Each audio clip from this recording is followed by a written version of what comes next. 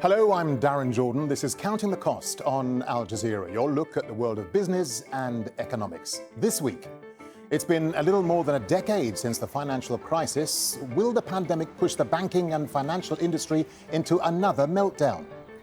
More jobs are lost than during the entire global financial crisis, and millions more on the line as 2 billion people go into lockdown.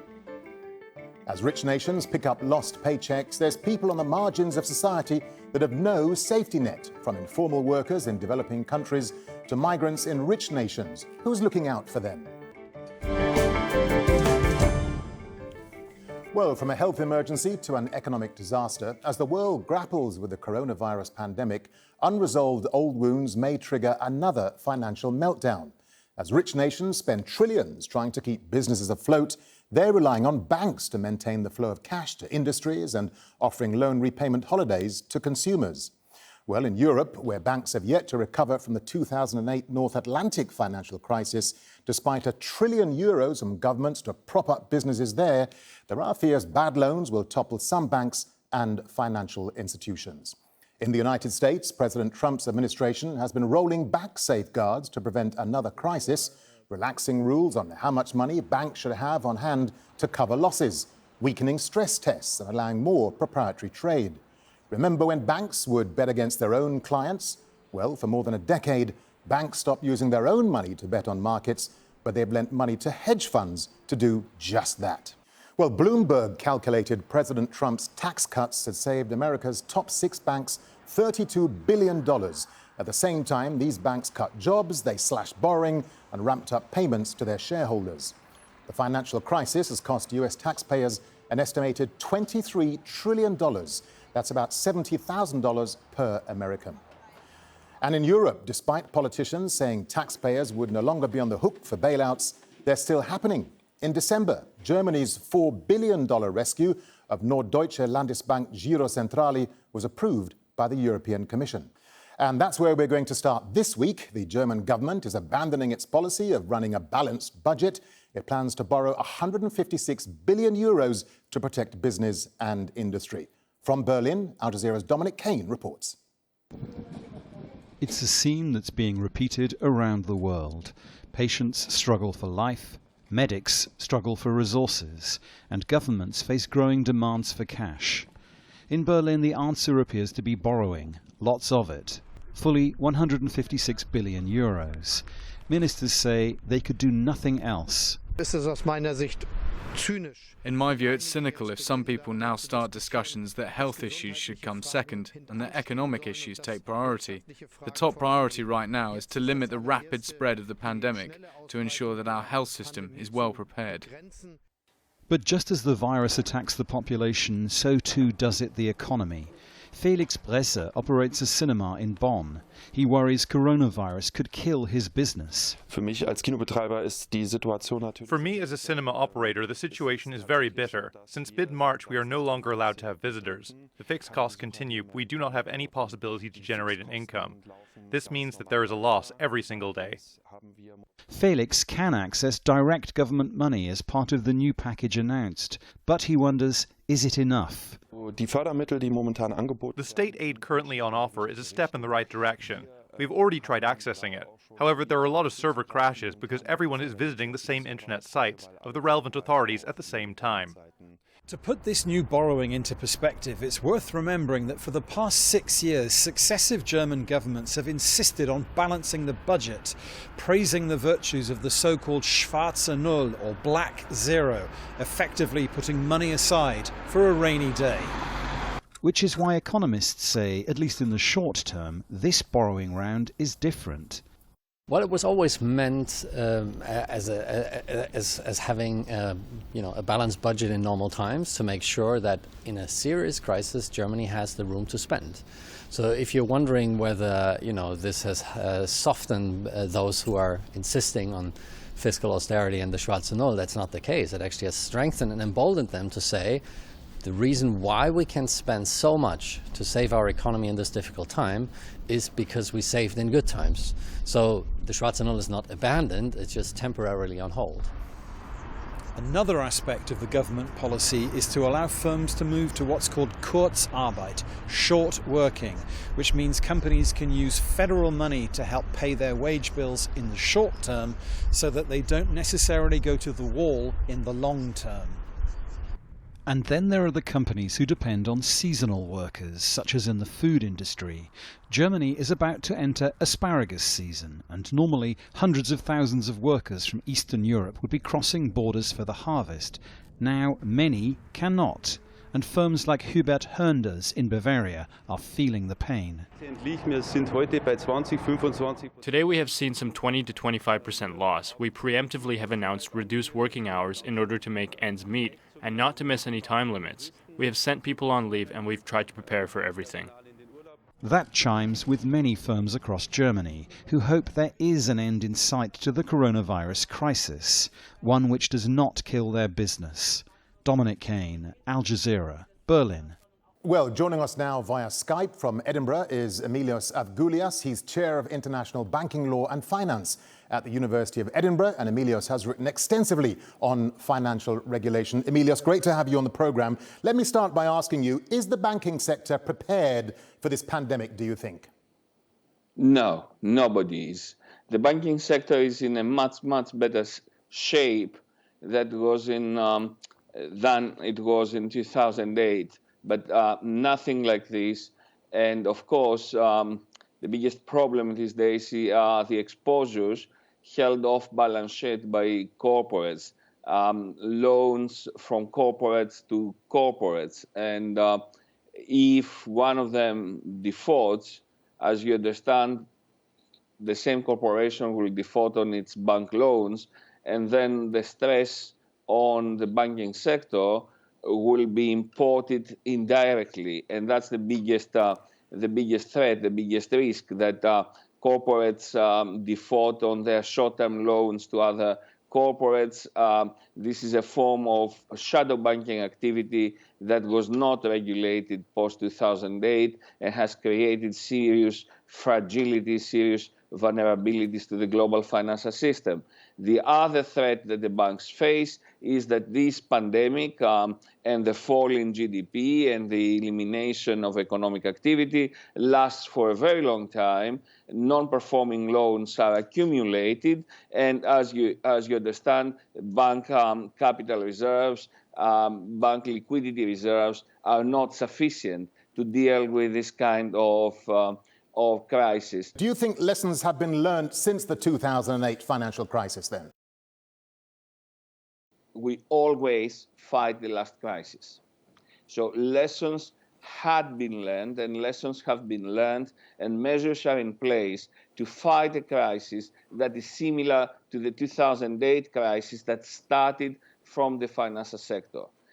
It's impossible to say whether the shock, the impact of this type of crisis, which nobody could predict, a health crisis that would shut down the economies, is accounted for in the bank risk models, in the bank capital reserves, because it is not. What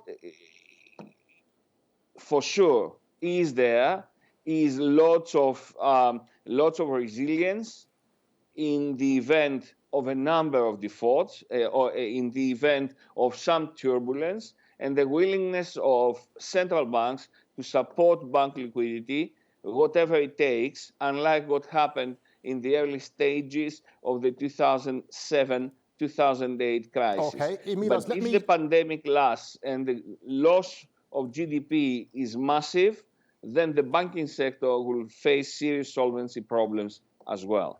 And companies during this crisis are already asking for bailouts. I mean, one of the big problems with the 2008 bailouts, Emilios, that was despite the massive cash injections into the banking industry, very little went in to help the real economy. Most of it went to dividends, it went to bonuses and investing in the markets. I mean, that's a big problem, isn't it?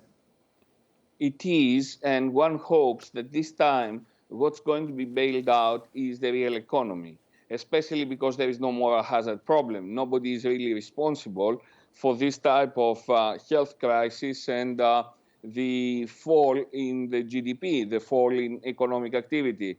So one hopes that government money this time will go to bail out households in order to support household incomes and thus demand, so that not to have a demand shock as well as the supply shock that we face today. But the real economy needs serious injections of government money, and that should include self-employed people with no health insurance, no pension, no entitlements, and households which, of course, still need to face their day-to-day bills, food bills, the mortgage, their credit card loans, and so on. And it's an interesting point you make, Emilios, about the bailouts, because the European Central Bank has asked banks and other financial institutions to skip dividend payments so that they can cover their losses. There are others, though, but there are others who wish to go ahead and want to go ahead with these payments. That doesn't look good, though, does it? No, because what you do when you pay dividends to your shareholders or bonuses, you take cash out of the bank. And this is going to be cash that will be needed, will be required further down the road for the bank to withstand the pressure, to withstand the shock, and also its liquidity that could be used to roll over loans to small businesses or individuals or startups in order to avoid the wave of defaults. It's very selfish and irresponsible in this environment to defy the European Central Bank or the Bank of England or the other regulators and go ahead paying bonuses and dividends. We should be all together in this, and we should all share the pain. Otherwise, capitalism will become morally bankrupt as well as financially. Emilios, this time around, though, governments are trying to help businesses directly, aren't they? I mean, should governments take stakes in these businesses and make sure they don't pass on the money to shareholders, thereby enriching them? No, but they can put strings attached to the cash that they are pushing to the businesses. They can ask the business not to eliminate capacity for the post-crisis period. For a period, say, of 6 months or 12 months, you keep the same amount of employees, the same output, and so on. So it's very important that the money that goes into the private sector is safeguards jobs and safeguards individual incomes, as well as the viability of the corporation. Just a final point to you, Emilios. This is all very well for rich countries, but what about low and middle-income nations? How will banks cope there? And what can governments that are pretty stretched with big debts anyway, what can they do to help the banks and keep them alive? Well, that's a big question. And obviously what I said about the resilience of the banking sector this time around, at least for a time, doesn't apply to the emerging markets. What could happen there is that the World Bank especially could, and donor organizations could help the state with loans that do not have a conditionality. This is not the time for austerity. This is not the time to shrink the sovereign's balance sheet. This is a time of fiscal expansion. So international organizations like members like the World Bank, regional banks, or members of the G20 should be prepared. The rich, the wealthy countries, members of the G20, should be prepared to lend money to the smaller countries, the weaker countries, in order to stabilize their financial sector and their economy. The same should be the case with the IMF. The big fear with the IMF is that they might impose on these countries some senseless conditionality, even though these countries have done nothing wrong. It's a global pandemic. There's going to be, or there is a threat of a global financial crisis, and they receive money because they want to stay afloat, to stay solvent. At the end of the day, what is going to be the benefit for the global financial system, for the multilateral financial organizations and the G20 countries if we face 6 months down the line or a year down the road a wave of sovereign bankruptcies? What's going to be why that would be in anybody's gain. So they should do their utmost to support their countries in order to allow them to support their financial sectors. Emilios, we have to leave it there. Thank you very much, Emilios Avgoulias, for talking to Counting the Cost. Thank you. Well, as the world grapples with a global recession, it's also witnessing the fastest pace of job destruction since the Great Depression. Tens of millions of jobs could be lost, despite trillions of dollars spent on saving businesses and industries. The hardest hit sectors are the airline, hotel and tourism industry. Many millions are on low pay and short-term contracts. Well, in the United States, more than 14 million people could lose their jobs. That's according to experts. Goldman Sachs says the economy could contract by as much as 34% and unemployment could rise to 15%. With unemployment already at a 45-year high, many workers in India's informal economy stand to lose their jobs as 1.3 billion people remain under lockdown. It's a similar picture in many low-income and developing countries. In the UK, the number of people seeking universal benefits soared to a staggering 950,000. Again, there are similar numbers in Spain and Italy. Well, as people around the world struggle with new anxieties around the COVID-19 pandemic, there's great concern among groups in the US who live and work on the margins of society, like undocumented workers and their families. Al Jazeera's Rob Reynolds reports now from Los Angeles. Juan Santillan is a day laborer. I work day to day, so I have to work. If I don't work, I won't have enough to cover the basic necessities. At the nonprofit outreach center where Santillan goes to find work, staff are preparing bags with soap, tissues, and information packets about COVID-19. We're really concerned specifically for our workers that are elderly. We're really concerned about them. Like I said, we have a huge population of workers that are 60 and up. While at work, many undocumented workers can't even practice basic virus prevention.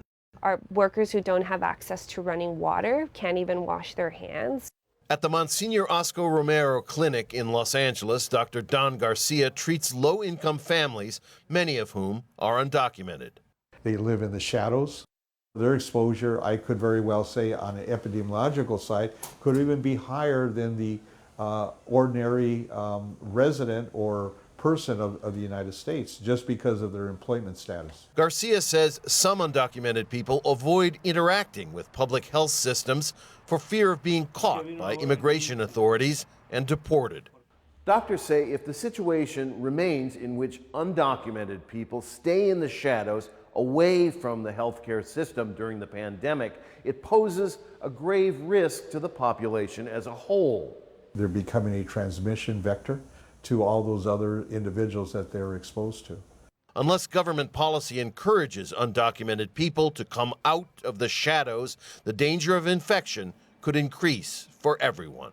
Rob Reynolds, Al Jazeera, Los Angeles. Now, the International Labour Organization has estimated the pandemic will eliminate 6.7% of working hours globally this quarter.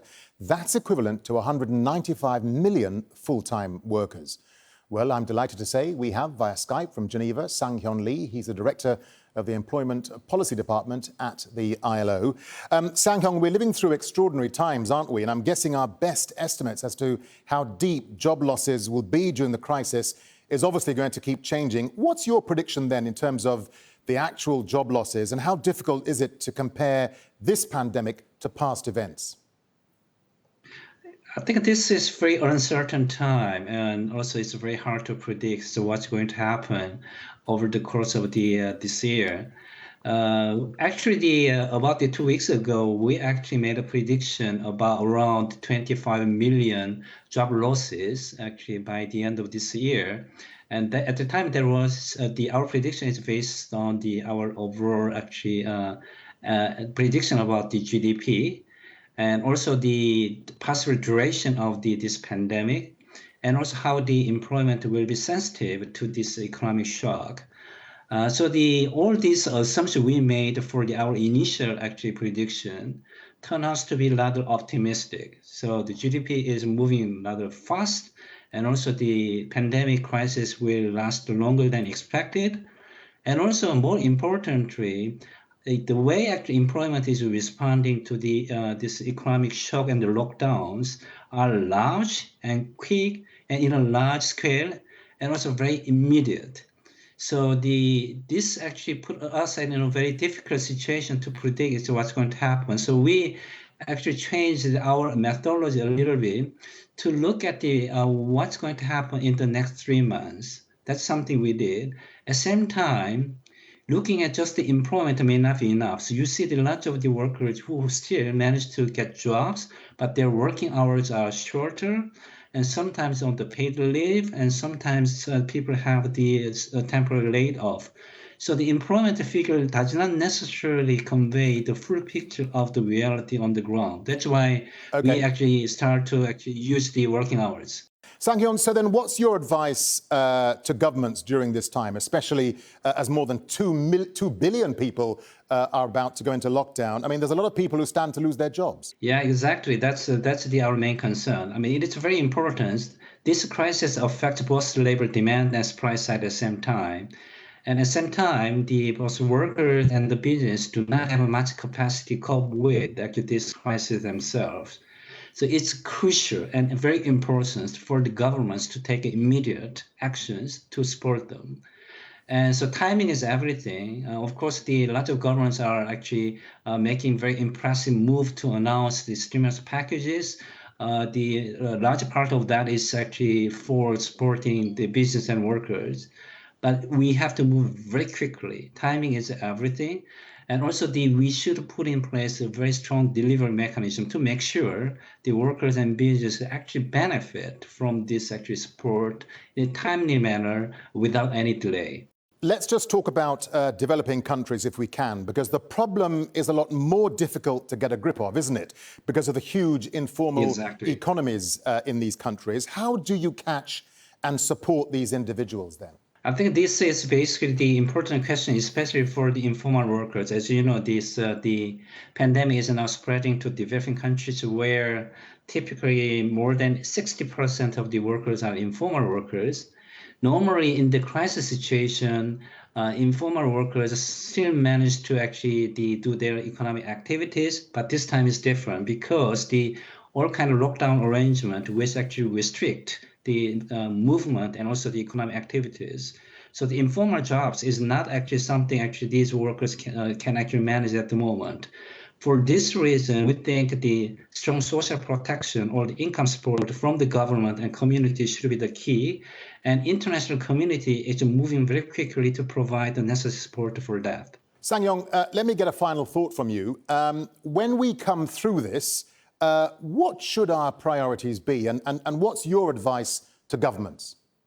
I think for us, the job is the critical. So when you actually providing supports to business and also to the other policy measures, for example, through this stimulus package, our recommendation is always that you have to give priority on the jobs and employment. We know we have very good lessons from the previous crisis. For example, the global financial crisis in the 2008 and 9. You see this Germany, actually, they are actually putting lots of emphasis on making sure the workers maintain their jobs, and that is the focus of the supporting business as well. And other countries, they are a bit putting less emphasis on the job dimensions. The outcome is rather contrasting. In Germany, the employment situation actually somehow is quite okay, and then they recover very quickly. But in other countries like the UK and also the United States, I mean, it took quite a long time to actually getting back to the normal level of employment. And when it comes to incomes and also overall the wages, for example, it took almost 10 years to get back to a pre-crisis level. So I think what kind of recovery we want, and it's very clear. I mean, we have to make sure the job should be our priority, and good job means actually good incomes, and that's a good life for the workers. I mean, that's what all the society wants. Sang-Hyun Lee, thanks for talking to Counting the Cost. Thank you. Thank you so much. And that's our show for this week. But remember, you can get in touch with us via Twitter. Use the hashtag AJCTC when you do, or you can drop us an email. countingthecost@aljazeera.net is our address. But there's more for you online at aljazeera.com/CTC. That'll take you straight to our page, which has individual reports, links, and entire episodes for you to catch up on. Well, that's it for this edition of Counting the Cost. I'm Darren Jordan from the whole team here. Thanks for joining us. The news on Al Jazeera is next.